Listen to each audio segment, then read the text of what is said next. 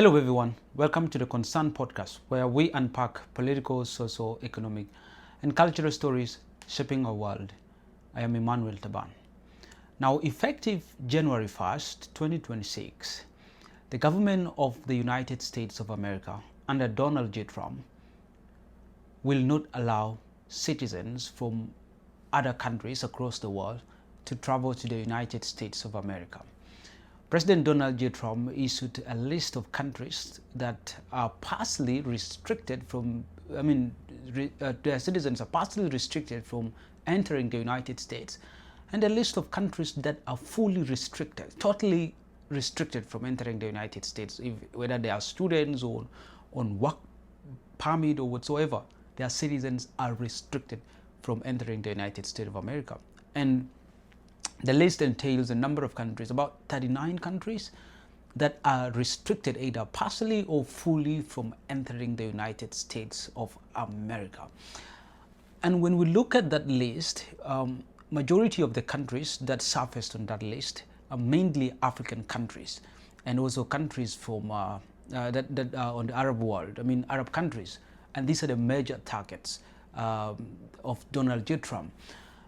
And according to Donald J. Trump, the reason why he has actually issued this travel ban on these specific countries is because, one, majority of these countries, he claimed, they don't have an identification verification system that can easily, give all the details, that works on biometrics and give out all the details of these individuals from this specific. It becomes so hard to identify these people, and that is one of the claims. But second of all, the government of U.S. also claimed that some of these countries, their governments actually failed to coordinate to deport their citizens from the United States of America. And for this reason, they are restricted from entering the United States. But also, he argued that some of the citizens from this country, on entering the U.S., maybe on whatsoever visa, they tend to actually take longer times than the one stated on their visa, the time that they're supposed to stay in the United States. So that means they violate the terms of agreement that are in their travel to the United States, and therefore they are banned from traveling to the United States effective January 1st, 2026, which was yesterday. And the most interesting thing, as I said, that when we look at these countries, majority of them are African countries. A few of them include Niger, Mali, Burkina Faso, Zambia, Tanzania, and the rest. But the most interesting thing in all these stories is that there are some other countries that actually did not just keep quiet after the ban was issued by President Trump and his government. And some of these countries, they've actually stood firmly and said, since the United States has gone into them, they are as well going to adapt the spirit of reciprocity. They are going to issue reciprocal restrictions on the citizens of the United States of America. Countries like Burkina Faso, countries like Mali, they've said if their citizens are restricted from entering the United States of America, so do Americans restricted from coming to their specific countries. And they have issued, restrictions on visa for Americans who are going to go to this country for whatever issues, because their citizens are restricted from entering the United States of America. And what they are doing is they are just embracing the spirit of reciprocal spirit, which is, a part of international relations, maybe. So that is the major thing. And as I say, the countries like Burkina Faso, Mali, have made a similar reciprocal arrangements against the U.S. citizens. They are not also allowed to enter their specific countries, and that is a very interesting thing.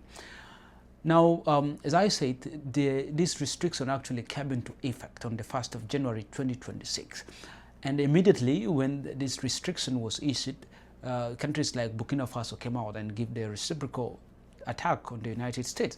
But we are excited to see actually what other countries that their citizens are restricted from entering the United States of America are going to do. We are eagerly waiting to see. And among these countries that totally banned, that their citizens are totally banned from the United States of America, include South Sudan.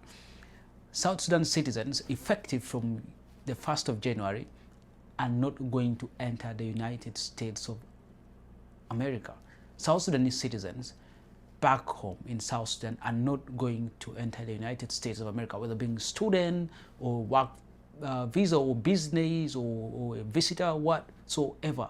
They are not going to enter the United States of America. And very interesting thing, we are going to see what the Foreign Affairs Ministry is going to say. Probably they might issue a statement about this restriction ban on the South Sudanese citizen. But let's see and let's wait and see what the Foreign Affairs Ministry is going to do about this restriction issued on all South Sudanese. And very interesting thing. But the most important thing from here is that, I think it is high time that these countries woke up from sleep and have the same feeling that they are not going to just let their citizens or their specific countries being embarrassed and treated like not the human beings, and they're just going to sit down and let the United States of America just walk away with it. No. If a country issues a restriction, you should do a reciprocal, just like what Burkina Faso, Mali, Chad, and Niger have done. That is the spirit that these countries need to embrace. The South Sudan, the African countries need to embrace. And the government of the United States claimed that some of the reasons why this restriction is issued is because some of these citizens are not adhering to the laws of the country, and things to do with insecurity that is mainly caused by these foreign nationals, and also things to do. Majority of these reasons that they have stated are not actually the reasons why these restrictions are banned. And when we look at countries like Tanzania that have stopped the use of the United States dollar on transaction, this could be some of the major reasons why these travel bans are issued on these countries, because Tanzania, for example, has refused to actually use the United States of American dollars as their mode of transaction. And countries like Burkina Faso, that is acting as so many African countries are looking up to. Countries like this, they actually pain the government of Trump and the United States when they see that there are certain countries that are actually rising up and letting the other ones learn from them, and they just, not going to care about what the United States is going to see and do. I feel that is the best way of responding to President Trump. When you don't care about him, that is the thing that pains him so much. So you don't have to pay attention to him. When he issues a restriction, you can just do the same. That is the obvious thing that any country would do to just maintain the integrity of their country, the integrity of the dignity of their citizens, just like what Burkina Faso, Mali, Niger have done. And the Sahel countries are doing great on this. And we might see in the next few days President Trump shifting his ban to maybe partially on these countries. So, but let's wait and see what this is going to happen. But that is a major story that has happened as of 31st of December, and that the United States of America has effectively on January 1st restricted citizens from about 39 countries from actually traveling to the United States of America. Very interesting story there.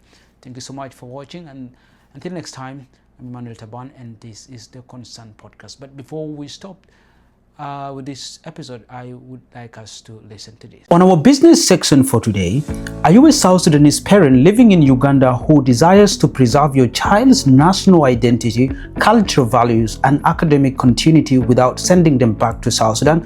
Then worry no more. Excel International School proudly offers South Sudanese families in Uganda the opportunity to access the South Sudan national curriculum in a secure, nurturing, and academically enriching environment right in Uganda. As you pursue stability and opportunity in Uganda, your children can continue their education seamlessly following the South Sudan syllabus, guided by qualified, experienced teachers who understand both the academic standards and cultural foundations of South Sudan. At Excel, they deliver genuine South Sudan curriculum, strong moral and academic foundation, experienced and culturally grounded educators, safe and supporting learning environment, and convenient campuses both in Kampala and Arua. For the Kampala campus, they are located at Zambia opposite the American Embassy, or you can contact the principal at 077-168-2831 or 074-2288-712. And the Arua campus is located at Adalafu in Arua City, or you can contact the management at 077-3498-768. Admission for the 2026 and registration for the 2026 academic year is ongoing.